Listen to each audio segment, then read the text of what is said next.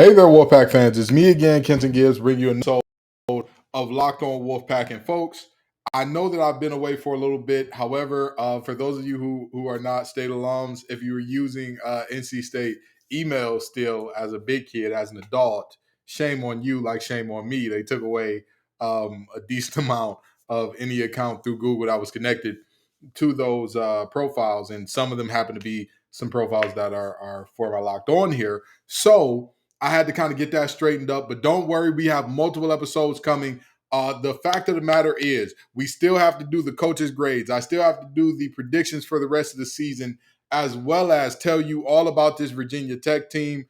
So the Virginia Tech talk, that'll be a little later. That'll come in some other episodes. But right now, we're doing the coaches' grades and the predictions for the rest of the year, because this is still technically, we're close to the midway point. So we're going to get all of that and more in on today's episode of Locked On Wolfpack.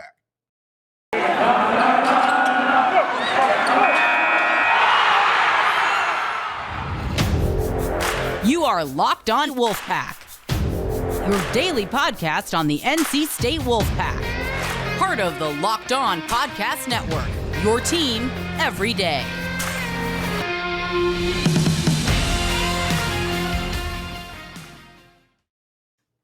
So again, y'all know how this game rolls, right? When we're doing the grading, it is based upon what you have done. For the players, it was what would you do, or how do you match up against the average Power 5 position group. For the coaches, excuse me, gotta get that together. Anyway, for the coaches, we're going to do a very similar thing. How do you compare to the average Power 5 coach? And we're doing defense, offense, head coach. That's what we're doing today. So defensive coordinator Tony Gibson, he is a guy that is up for the assistant of the year almost every year for a reason. And this year, no different. I give him a B plus. I wanted to go A minus. I really did. I really did. However, there were some calls against, you know what? No. I'm sorry. I'm going to give him an A minus. I'm going to give him an A minus because that defense has been spectacular outside of a few moments. The moments where they have looked bad are the exception. And I'm going to tell you why that's important coming up in just a bit. But the reality is, Tony Gibson has consistently put his players in positions to succeed. Consistently. From start to finish, he puts his players in positions to succeed. Rarely ever do you look up and you say, man, what was he thinking there? What could you... And the fact that when he does have those moments, it is seen as like an aberration. It is seen as an off moment for him. It's spectacular. And I'll tell you this, even if you look at a lot of the plays that have been made against this defense, right? Because obviously we're not number one in many regards and all that good stuff. We're close to the top in the conference. We're one of the better teams in the top 25 to 30, maybe even 35 in pretty much every statistical category defensively. And so you look at that and you say, well, how does that come about? Or the plays that are made against us that keep us from being top 10 in the nation or whatever the case may be, how are they happening? If you watch the games, they're happening on plays where you just tip the cap. You've done everything you can and you tip the cap. Now, the only reason that I was in that B plus A minus territory is at times against Clemson, there were some calls that were like, what are we doing here? The fact that we went prevent going into halftime, why? For what reason? What had, to that point, what had Clemson's receivers shown to say we cannot keep up with these guys? If we decide to go man for man, DJ's going to burn us. He's going to hit the big throws. He's going to hit the big plays. And I'm not just saying this because he got pulled against Syracuse. That is irrelevant to me. Go back to the games before that one and tell me when DJ is just striking against a good pass rush, against a good defense that was there. Show me where. Show me. Even a decent defense. The only defense that he looked particularly good against so far to that point was Wake Forest and some Group of Five or FCS opponents. And so that moment for me, I mean, That's a pretty big moment going in the half. That's a really big, and even in that moment, here's why it's still an A minus. Even in that moment, that defense forced a fumble that just wasn't called a fumble. And like that's the crazy part. Even in the moment where Tony Gibson probably made one of, if not his worst call of the season, to not send any pressure, to say, hey, you know what, we're just going to rush three against a quarterback that lacked confidence, against a receiving core that hadn't shown a ability to get open at a high level. Well, if you're sitting back in the 8-man zone, they're gonna find somewhere. He's gonna have all day to sit back there, pat the ball, make himself a sandwich, take his girlfriend out for a stroll, and come back to the game and say, oh, well, it looks like somebody's sitting open in the zone somewhere. That's what's gonna happen. That was how Will Shipley got open. He was not open on his original route. He stopped his original route. He looked and saw, wait a minute, there's an opening up the sideline here. Let's go ahead and go for it. He did. He proceeded to run up the sideline. And again, he caught the pass. It was a fumble. It was a fumble. Let's not make any bones about that. It was a fumble. It was not called that way. It was not called that way. You live with that. It is what it is. They go on to score. But by and large, the rest of the season, I mean, if you just look at what this defense has done, I tell everybody all the time, when I talk about how the Florida State game, I had NC State winning, people said, well, are you expecting Devin Leary to have a huge game and yada, yada, yada? I said, I mean, I think he'll play better. I do. But the main thing is Florida State's good at running the ball. NC State's good at stopping the run. And everybody tried to tell me, well, no. This defense is better at stopping the pass this year. And I know it's hard to reckon with our DBs being better. Listen, this defense can stop everything. They can stop everything. They're good against the pass. They're good against the run. They can stop everything. If they had an offense that was giving them adequate rest and, let's be honest, putting up points, we would be discussing this is one of the best groups in the nation, period. We just would. When you look at what this defense has done this year, you're looking at, again, you talk about, well, what is a playoff team? What is a playoff defense? What is all those things? Okay, fine. Let's go ahead and go through each and every one of these games and look at and talk about, well, hey, this is what this team has done. This is what this team has done in terms of defensively, okay? When we look at NC State and we look at this defense and we look at what they have done all year, you're looking at a team that at most allowed 30 points only one time this season. Only once. And don't get me wrong. I'm not saying that they play world-beating offenses that are just unstoppable juggernauts and teams that you would expect to give up 30, 40 points to. But at the end of the day, you can only play who's in front of you. And the teams that they play that are in front of them, they have done exceedingly well. I'm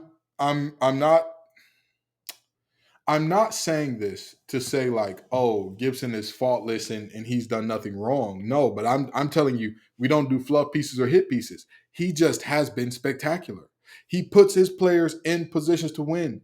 He puts guys, and even when he doesn't, even when things go wrong, the things that go wrong are things where it's hard to not look at the player, right?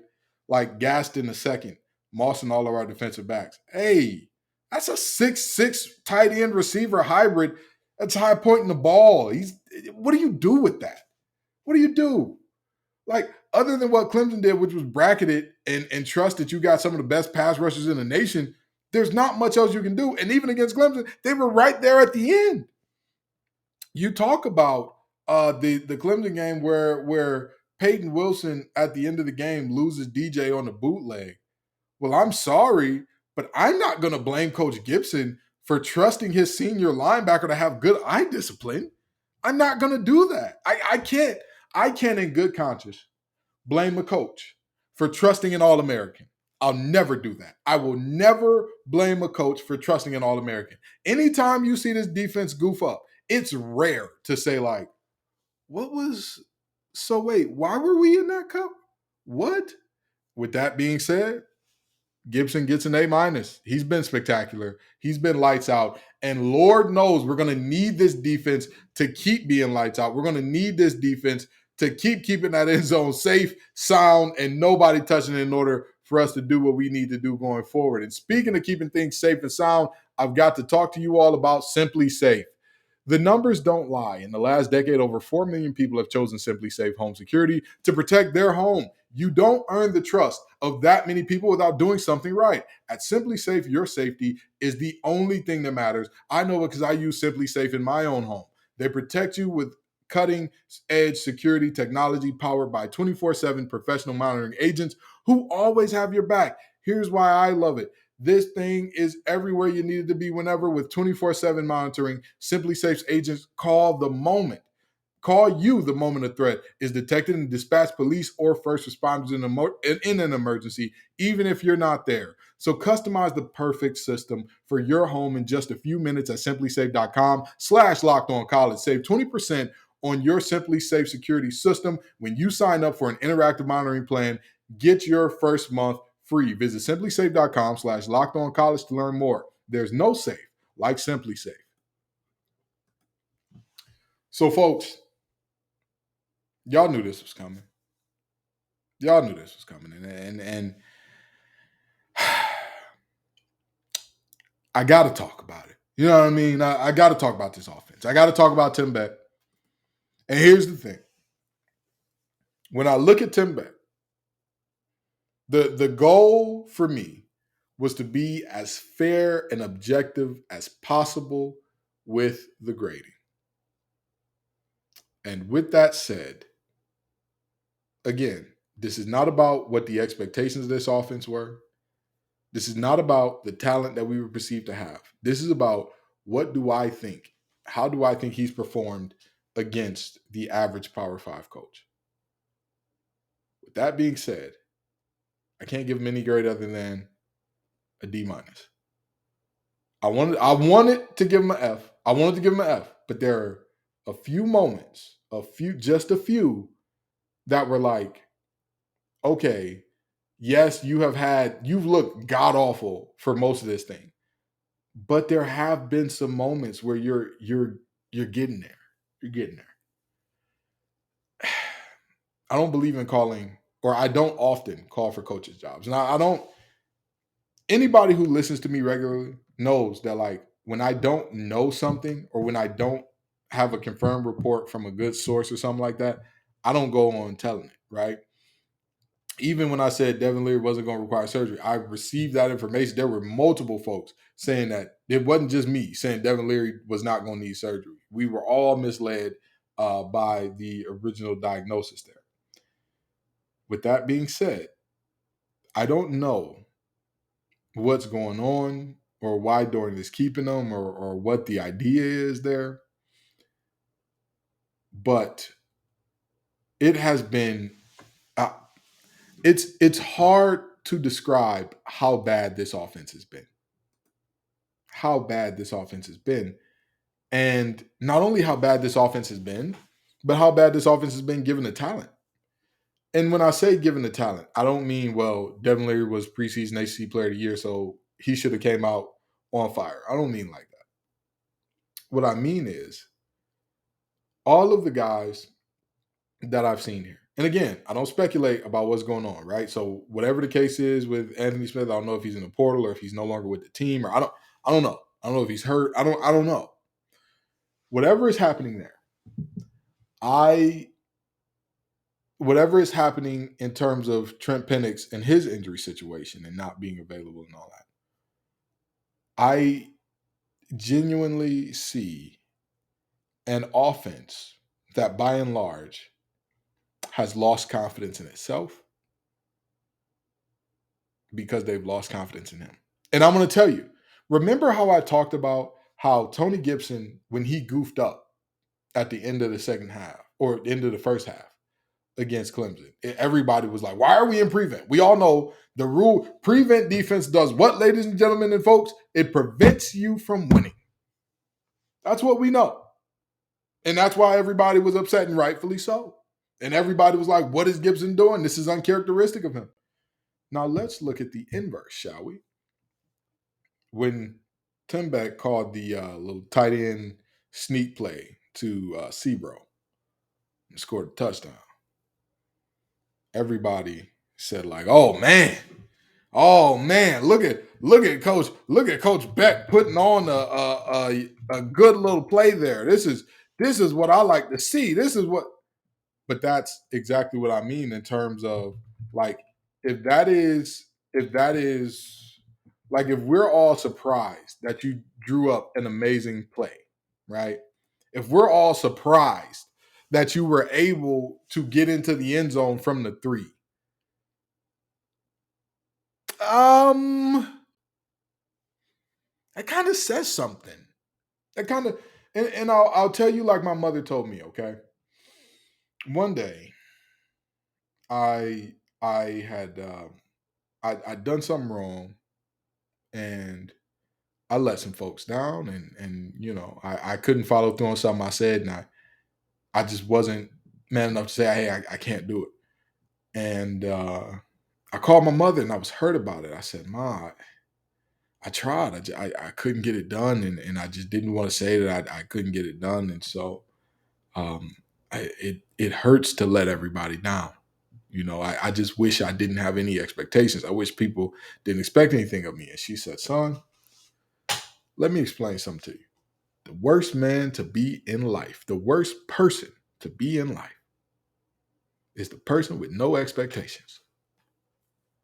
If you're the person that people get excited when you do the slightest thing right, when you do the most minuscule things right, it's a problem.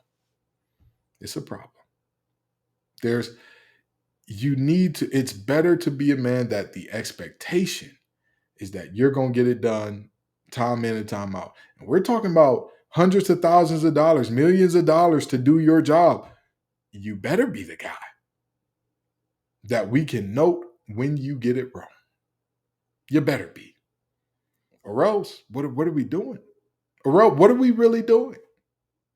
What are we really doing? And let me tell you why I didn't give him an F. Against Florida State, when you look at the end of that game, of course, there was more hickory dickory, failed Tim Beck trickery, which, by the way, that's a large part of why there was this D minus F conversation was going on in my head.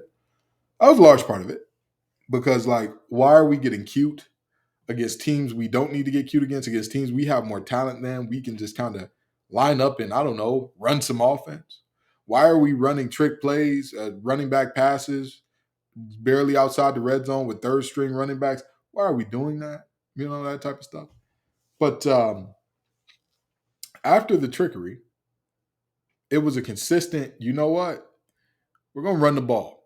We're going to lean on these guys. We're going to lean on our offensive line being good enough to wear down their defensive line or to lean on their defensive line and get 4 yards in a cloud of dust. And to me, that is one of the greatest testaments there can ever be to an offensive coordinator. Offensive coordinators often have the tendency to get big brained, to get, oh, I'm cute. I can trick you. I'm gonna draw up a play where it's a double throwback, it's a double reverse throwback, and the guy who originally got the handoff is gonna be wide open streaking in the corner. Yeah, that's gonna be the play. When sometimes all you gotta do is zone right, zone left. Let's get cute. Split zone. Oh, maybe even throw in a little gap scheme. Maybe throw in a little power. Throw in a little counter every now and then. But sometimes that's all you need to do to get the job done. And so for him to recognize that and go with that. Now, and again, I've always told y'all, I do not say what I do and don't know. I have not gotten this report confirmed. I did hear that there was talk of like, listen, just run the ball. That was the directive handed down from North. I don't care what's going on, just run the ball. And if they stop it, and we'll live with that, but just run the ball. But with that being said, this offense has shown poses at times. So again, I couldn't give them a flat F, but at the end of the day, I mean, I'm shocked and appalled by what I've seen in terms of how bad this offense has been, even before Leary got hurt. Even before Leary got hurt, we at the end of the day, one of the biggest signs of how good an offensive coordinator is how many guys you're scheming open. That's one of the ones to me. other than like, of course, actual productivity, right? Like, because that's productivity trumps everything else. If you got one of the best offenses in the nation, I don't care if you run a I don't care if you run a triple option and you win the game throwing one pass a game. I do not care. The alphabets are what matter, not the numbers. But now, when you go beyond the wins and losses, you go beyond whether or not the offense is producing. The eye test is how many guys are you scheming to have, whatever your system is, how many guys are basically in a position where it's like you put defenders in a lose-lose situation. You exploit the weaknesses of a defense because every defense has certain weaknesses. That's just the name of the game. We don't do that very often and very well here. It's happened from time to time. It's just not a regular occurrence. It's just not something that I bet on happening. So with that being said, Tim Beck, you, sir, get a D minus. I am not one to often call for people's firing and say, hey, the heads need to roll and all that. If he got fired tomorrow, I would not be upset. I wouldn't. It'd just be, hey, good riddance, man. I wish you the best wherever you go. I hope that everything works out better wherever you go. But what I've seen out of our offense this year has been so bad, has been so inept, has been mind-boggling at times, to an extent to where I really had to ask myself multiple times, why do I not coach? And don't get me wrong, I know why I don't coach. It doesn't have anything to do with my mind for football. That's not it. I just it's a lot of things that go with it that you would have to do in order to make decent money. I'm just not with.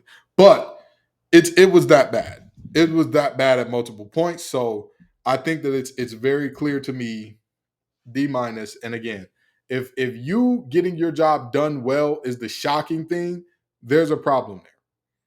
If people can comfortably say, I can bet on him not doing his job, and that's where they would win their money, there's a problem there. And speaking of betting, if you're a bettor, go to betonline.net. It is your number one source for all the football betting and start of the new basketball season betting this year. Find all the latest player developments, team matchups, news, and podcasts, and in-depth analysis on every game. And as always, BetOnline remains your continued source for all your sports wagering information with live betting and up-to-the-minute scores for every sport out there. So head to the website today to learn more. Bet online, where the game starts. So we're about to land this thing. But before we do, Coach Dorn, and I thought, don't be lazy. Don't take the easy route and just average out the coach between these two. But then I said to myself, you've got to look at the totality of what, Dorn has done on the whole and all that good stuff. And I got to go B minus. And I know some people would say, oh, well, that's, it's almost going directly in between. But Dorn really hasn't made a lot of calls this year that left me scratching my head. He hasn't. He has, for the most part, the things that I can say, oh, yeah, that's got Dorn written all over it, have gone well for the most part. They've gone pretty well. The block punt attempt against Clemson with 4th and 4, moronic. A very unserious moment, very bad moment. But other than that, and other than keeping Beck, because honestly, if he had gotten rid of Beck, I probably would have raised his grade up, because at this point, allowing Beck to keep that job is kind of inexcusable to me, especially seeing as how other teams around the country, when their coordinator is performing this poorly, sometimes you just got to say, hey, man, it's been great. It's been real. It's been fun, but it ain't been real fun. So I appreciate you. Wolfpack Nation appreciates you, but I think it's best for us to cut our ties here. So, but the reality is, again, this has been a very rough year for Beck. Coach Dorn is stuck beside him, and I wouldn't say rightfully so at this point, because there's been nothing to prove that right. But the calls, I would think, are the head coach's responsibility. I think that they've been done well. They've been executed well. So I really don't have too much to say there. Again, Dorn is doing a heck of a job. And again, this is just about how he's coaching in games, because this isn't about how he actually has the program and the state of the program and all that. Because again, the fact that we are disappointed, the fact that people are looking sideways and upset at 5-2 is so interesting to me. It's so interesting to me. We are moving in the right direction. And 5-2 with only 2 more ranked teams ahead of us. 5-2 with games like we're going to be favored in a good bit of the games left. We're obviously a 14-point favorite, which, by the way, I think that's much too high, but we'll talk about that next episode. Going to Blacksburg, and we'll probably also be favored against Boston College and Louisville. Again, if this state team competes and if they fight and if they battle, you know what I mean? Like, not saying that we need to win out to be favored in those games, but I'm just saying.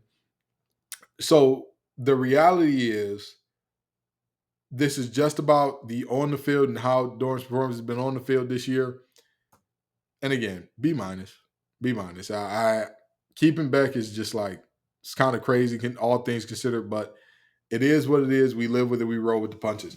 Stay tuned, folks. I've got the Virginia Tech episode, the first Virginia Tech episode, dropping right after this one because, like I said, we had some complications with YouTube.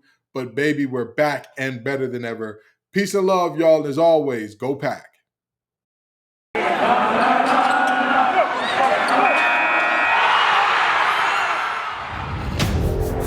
You are Locked On Wolfpack, your daily podcast on the NC State Wolfpack. Part of the Locked On Podcast Network, your team every day.